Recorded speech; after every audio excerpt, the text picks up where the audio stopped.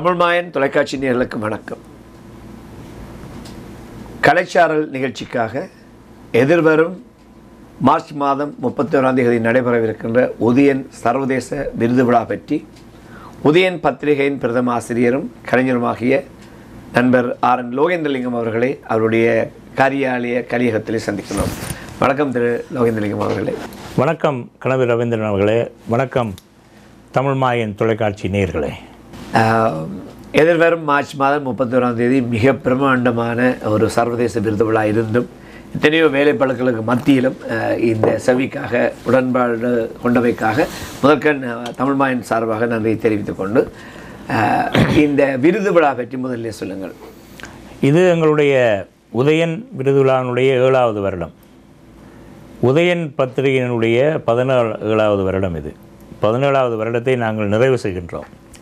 உதயன் பத்திரிகை தன்னுடைய 10வது ஆண்டை வெற்றிகரமாக பூர்த்தி செய்த பொழுதுதான் எனக்கு ஒரு எண்ணம் வந்தது, ஏதாவது வித்தியாசமாக செய்ய வேண்டும், எங்களுடைய வளர்ச்சி படிகளில் ஏதாவது ஒன்றை செய்யணும் என்பதற்காக இருந்து யோசித்தேன். அப்போது எனக்கு தமிழகத்திலிருந்து வெளிவருகிற தினகரன் பத்திரிகை நடத்திய விருது விழா எங்கேயோ நான் அதை பற்றிய இதை படித்தேன் நான். ஆனால் அந்த விருது விழாவிலே உள்ள எனக்கு பிடிக்காத விஷயம் என்னென்னா, அது முழுக்க ஒரு பத்திரிகை, ஒரு தமிழ் பத்திரிகை சினிமா விருது தான் வழங்குது. 100க்கு 100% சினிமா துறை சார்ந்த விருதுகள். நான் யோசித்தேன், ஒரு பத்திரிகை ஏன் சினிமாவுக்கு வழங்கலாம், ஆனால் நல்ல ஒரு பத்திரிகையாளர்களுக்கு வழங்கலாம், நல்ல சிறுகதை எழுத்தாளர்களுக்கு வழங்கலாம். இது தனி சினிமா சம்பந்தப்பட்ட முழு விருதுகளும் சினிமாவுக்கு தான். அப்போ நான் யோசித்தேன், நாங்கள் செய்யணும். இது சர்வதேச விருது விழா. அப்போ நாங்கள் இந்த நாட்டில் இருக்கிறோம், கனடாவில் வந்திருக்கிறோம். நாங்கள் ஒவ்வொரு நாடுகளிலேருந்து வந்தவர்கள் நாங்கள், அதாவது இலங்கை அல்லது இந்தியா அல்லது மலேசியா தமிழர்கள். அப்போ அந்த நாடுகளை மையப்படுத்தி விருது விழா. கனடாவுக்குள்ளே 4 விருதுகள் உங்களுக்கு தெரியும். வெளிநாடுகளில் இருந்து இலங்கை, இந்தியா, மலேசியா அல்லது ஐரோப்பிய நாடுகள். அந்த வகையில் கடந்த வருடம் நாங்கள் ஐரோப்பியா, அதாவது இங்கிலாந்திலேருந்து ஒரு சாதனையாளருக்கு விருது கொடுத்தோம். இந்த வருஷம் அமெரிக்காவிலேருந்து. ஆகவே இலங்கை, இந்தியா, அமெரிக்கா 3 நாடுகள். அதை விட உள்ளூரிலே 4 விருது, இல்லாமல் 7 விருதுகள். அந்த 7 விருதுகளிலே குறிப்பிடத்தக்க விருது என்னவென்றால், நாங்கள் வழங்குகின்ற அந்த சமூக நல்லுறவு விருது, உதயன் சமூக நல்லுறவு இன்டர் கம்யூனல் ரிலேஷன்ஷிப் அவார்டு. அதாவது இனங்களுக்கிடையே, அதாவது தமிழ் எங்களுடைய தமிழ் மக்களோடு எங்களுக்காக பணி செய்கின்ற தமிழர் அல்லாத நிறுவனம் அல்லது ஒரு தனி மனிதர். இப்போ நாங்கள் உங்களுக்கு தெரியும், கடந்த வருடம் ஸ்காப்ரோ வைத்தியசாலையை கொடுத்தோம் நிறைய தமிழ். இந்த வருடம் எங்களுடைய விருதை பெற்றுக்கொள்ள முன் வந்திருக்கிற ஒரு அரசு நிறுவனம் எதெண்டா, டொரண்டோ ஸ்கூல் போர்டு, அதாவது டொரண்டோ கல்வி சேவை. அந்த எங்களுடைய விருதை பெற்றுக்கொள்வதற்கு அவர்கள் சம்மதம் தெரிவித்திருக்கிறார்கள். இல்லை, பொதுவாகவே கல்வி சேவை தான் எல்லாருக்கும் விருது கொடுக்குது. எங்களுடைய விருதை பெற்றுக்கொள்வதற்கு அவர்கள். ஆகவே இந்த வருடம் நான் நினைக்கிறேன் கடந்த வருடங்களை விட ஒரு சிறப்பு மிக்க விருது விழாவாக இருக்கும் என்று தான் நம்புவேன். நல்லது திரு ஆர்.என். லோகேந்திரலிங்கம் அவர்களே. கடந்த இது 17வது ஆண்டை நிறைவு செய்கிறோம் என்று சொன்னீர்கள். உதயன் இந்த நாட்டிற்கு வருகின்ற பொழுதே நீங்கள் ஒரு பத்திரிகை ஆரம்பிக்க வேண்டும் என்ற எண்ணத்தோடு வந்தீர்களா, அல்லது இந்த நாட்டிற்கு வந்த பின்பு அப்படியான ஒரு உதயம் எண்ணம் உங்களுக்கு தெரியும், நான் ஒரு இலங்கையில் ஒரு மின்சார தீட்சியாக இருந்தவன். எனக்கு அங்கே பிரியாவிடை அளிக்கப்பட்ட போது சொன்னார்கள், அவர் ஓரளவு ஆங்கில அறிவு இருக்குது, அவர் அங்கே போய் ஏதாவது செய்யக்கூடியதாக இருக்கும் என்று ஒரு நாள் அங்கே பேசுகின்ற பொழுது சொன்னார். ஆங்கிலம் அதுக்காக சொல்லவில்லை, அந்த அவர்களுடைய எதிர்பார்ப்பை இவர் போய் அங்கே ஏதாவது வேலை செய்வார். அப்போ நான் இங்கே வந்து நானும் எனக்குரிய என்னுடைய துறையில் என்னை அதில் ஈடுபடுத்தி கொண்டு போகலான்னு நினைக்க. அப்படி இருந்து வேறு தொழில்களை செய்து கொண்டிருந்த பொழுது ஒரு நண்பர் என்னை அழைத்தார். அவர் என்னை ஒரு எழுத்தாளனாக தெரிந்தவர், தமிழர் மத்தியில் நந்தகுமார். அவர் தான் என்னை சூரியன் பத்திரிகைகளை கொண்டு போய் இணைச்சவர். அதுதான், அவர் இறந்து விட்டார், ஆனால் அதை நான் சொல்லாமல் விடக்கூடாது. சூரியன் பத்திரிகையிலே 5 பேர் பங்காளிகள். எனக்கு தான் ஆசிரியர் பதவி. நான் இங்கே ஆசிரியராக இருந்தேன். இல்லை, நான் ஒருபோதும் பத்திரிகை ஆசிரியர் இருக்கவில்லை. நான் ஒரு எழுத்தாளனாக இருந்தேன், கவிஞனாக இருந்தேன். அது எனக்கு ஒரு பெரிய ஒரு ஒரு ஆங்கிலத்தில் சேலஞ்ச். எனக்கு பல சவால்கள் நிறைந்த ஒரு பணி நான் பொறுப்படுத்தி விட்டேன். பத்திரிகை செய்தியாளராக இருந்திருக்கிறேன், ரிப்போர்ட்டராக இருந்திருக்கிறேன். நான் என்னுடைய உத்தியோகத்தோட பத்திரிகை ஆசிரியர் தலையங்கம் இங்கே வந்து எழுத பழகிறேன் நான். ஆனால் எங்களுடைய இதயத்தில் எண்ணங்கள் இருக்கின்றன. அது எழுத்தாளன்றபடியாக அதை வெட்டியிருந்தது. அவை அப்படி நான் சொல்ல போனால் நான் நினைத்து கொண்டு வந்தது கனடாவில் எப்படி வாழப்போகிறோம் என்ற ஒவ்வொருவரும் அப்படி தான். இங்கே வரும்பொழுது இந்த நாட்டை விட்டு வருவோம், அதில் ஒரு புதிய தேசத்துக்கு போகிறோம் என்றனால இங்கே இன்னென்ன வேலை எங்களுக்காக இருக்கும், இன்ன தொழில் இருக்கும், சொல்ல முடியாது, இன்ன வீட்டில் நாங்கள் இருக்க போகிறோம்ன்றலாம் எங்களுக்கு தெரியாது. அப்படி தான். ஆகவே என்னுடைய இது ஒரு எதிர்பாராத பிரவேசம்தான் இது. நல்லது. நீங்கள் அழகாக சொன்னீர்கள். அதாவது உங்களுடைய தலையங்கத்தை பற்றி நீங்கள் தன்னடக்கத்தோடு சொல்லியிருந்தாலும் கூட கனடாவில் இருக்கக்கூடிய கனடாவிலே வெளிவருகின்ற பத்திரிகைகளில் முதன்மையான பத்திரிகையாக இருக்கிறது உதயன் என்பதை யாரும் மறப்பதற்கில்லை. அதைவிட சிறப்பான ஒரு விடயத்தை நான் ஒரு வாசகனாக இந்த நாட்டில் வாழ்கின்ற ஒரு கலைஞனாக பார்க்கிறேன். உங்களுடைய அந்த தலையங்கத்தில் இருக்கின்ற உண்மைத்தன்மை, எதை சொல்ல வேண்டும் என்று நீங்கள் விரும்புகிறீர்களோ, எப்படி சொல்ல வேண்டும் என்று அதை எண்ணுகிறீர்களோ, அதை துணிச்சலோடு சொல்லுகின்ற அந்த மனநிலையும் பாங்கும் துணிவும் பாராட்டத்தக்க வகையில் இருக்கிறது. உண்மையிலேயே ஒரு சிறப்பான அம்சமாக இருக்கிறது.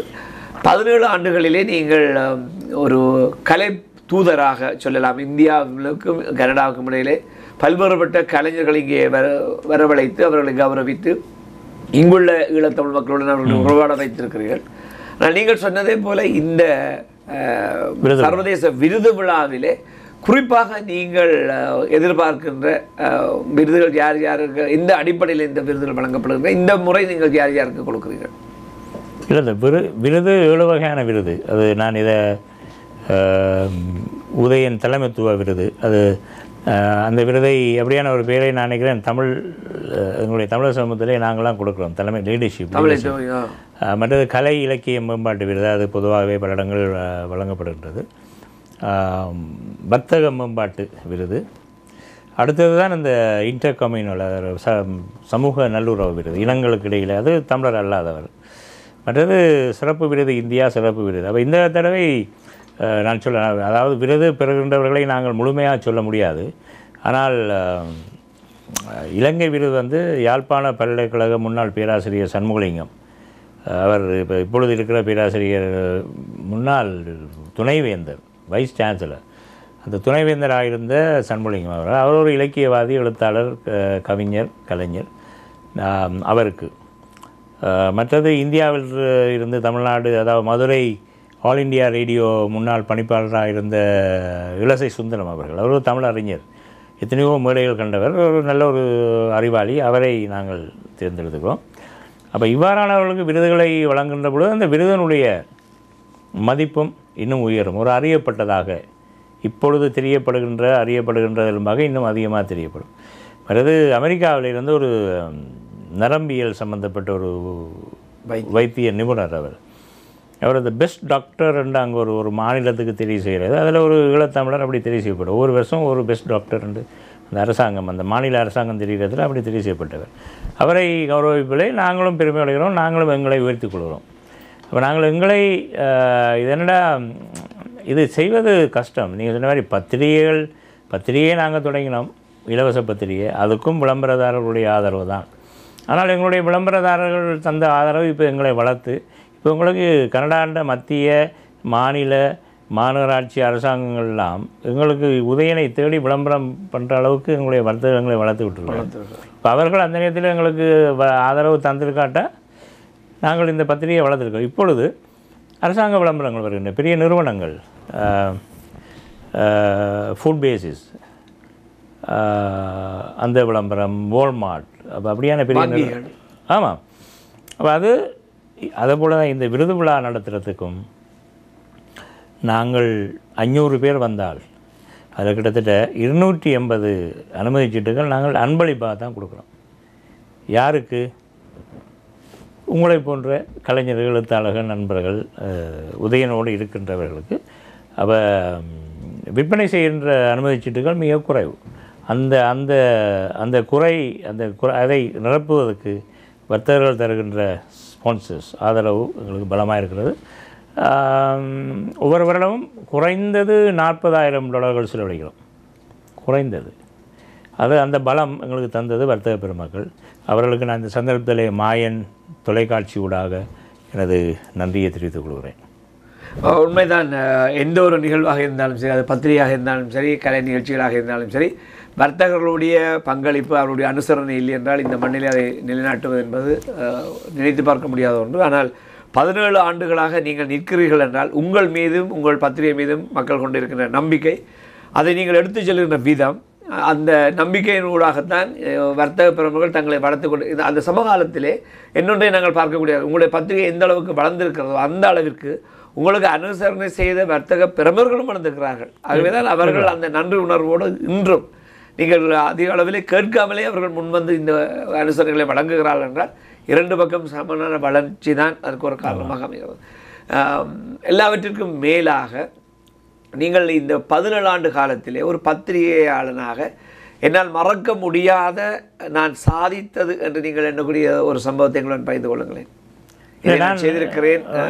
நான் சாதித்த வேண்டும் எனக்கு நான் சொல்லலை. நான் அப்படி நினைப்பதில்லை ஒரு நாளும். உண்மையாக தான் சொல்லுவேன். நான் போய்க்கு சொல்லலை. சொல்ல நீங்கள் பார்த்துருப்பேன். நான் உணர்ச்சி வசப்படுறேன். அப்படி சொல்லலை. ஆனால் அந்த சில சுவையான விஷயங்கள் எனக்கு ஞாபகத்துக்கு வரும். அதான் நாங்கள் என்ன சாதிக்கிறேன். சாதனை செய்வதற்காக பத்திரிகை தொடங்கல தானே. சாதித்திருக்கலாம். சாதனை செய்வது என்னை பல பேர் அப்படி சொல்லுவார்கள். நீங்கள் அப்படி இப்படி என்றெல்லாம். இல்லை 12 ஆண்டுகள் ஒரு பத்திரிகை நடத்துகிறே சாதனை. அது நீங்கள் சொல்கிறது சரி. எத்தனையோ பதில்கள் வந்தன. எனக்கு அந்த நான் அதை சாதித்தேன். இப்போ நான் கனடிய பிரதமருடைய வீட்டுக்கு அழைக்கப்பட்டிருந்தேன். அதை சாதனை என்று நான் சொல்லலை. அது தொடர்பு. ஆனால் எனக்கு விஷயம் என்னென்னா, எனக்கு சில சுவையான விஷயம். ஒரு தடவை ஒரு இந்தியருடைய கடையிலே எங்களுடைய பத்திரிகை கேட்டிருந்தார்கள் தொலைபேசியில் அழைத்து. அப்போ நான் கேட்டேன் ஆங்கிலத்தில் தான், என்ன why you need this newspaper, I have many customers, Tamil customers.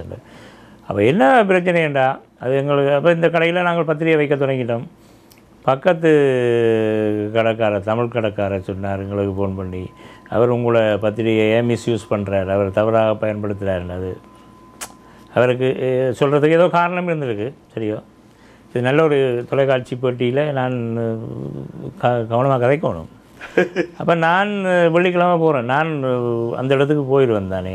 என்னுடைய அங்கே போனால் அந்த இந்தியருடைய கடை வெளியிலே அரிசி பேக்கெல்லாம் வைத்திருந்தார்கள். வெளியிலே கதவை திறந்து போனோட அவர் அங்கே முதலாளி அங்கே இடத்துல இருக்கிறாருடைய இடத்துல வெளியிலே இந்திய பத்திரிகைகள்லாம் இருக்குன்ற உருது, மலையாளம் அதெல்லாம் இருக்குது. எங்களுடைய பத்திரிகை காணவில்லை. அப்போ நான் கேட்குறேன், you have any Tamil news papers? என்ன ஒரு மாதிரி பார்த்துட்டு மேசை கீழால் இருந்து உதயன் எடுத்து தரார். அப்போ நான் கேட்டேன், why don't you leave it there, அங்கே முன்னுக்கு வைக்கலாமே, இது உண்மை. அது no, I will lose my customers. அந்த கேட்கின்ற பொழுது இல்லைன்னு சொல்லக்கூடாது. இல்லை அப்படி இல்லை. தன்னுடைய கஸ்டமர்ஸ் வர்றபடியே தான் அந்த பத்திரிகையை வச்சுருக்கணுமா. அங்கே வச்சா கெதியாக போயிடும். தன்னுடைய நல்ல கஸ்டமர்ஸ் வரும் பொழுது நான் கொடுக்கணும்.